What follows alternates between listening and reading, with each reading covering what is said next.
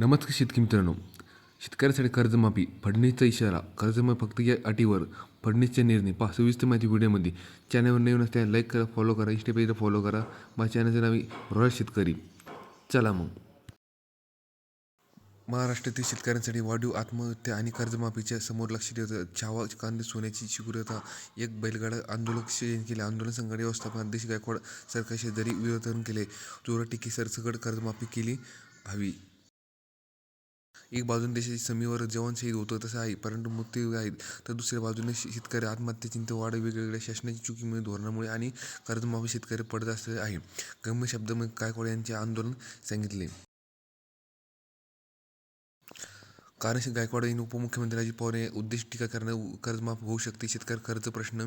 आर्थिक स्थिती पुढे शेतकऱ्यांसाठी आत्महत्या करणे. जर माणुसकी शिल्लक ठेवली असेल तर तात्काळ माफी मागे राजीनामा द्यावा. कांती सूर्या यांचे उपमुख्यमंत्री अजित पवार यांचे कृषी मंत्री कोरडा यांची वृत्तीने अशी निषेध. सरकारचे दुप्पट कर्ज माफ करण्यास शेतकऱ्यांसाठी कर्जमाफ फडणवीस किती करता नाही, पण उपमुख्यमंत्री कोटीचं कर्ज माफ होतं. पण माफ उद्देश हजारो कोटी माफ होता, पण सहज माफी करण्यात दुर्ह शेतकरी अन्न का असं का?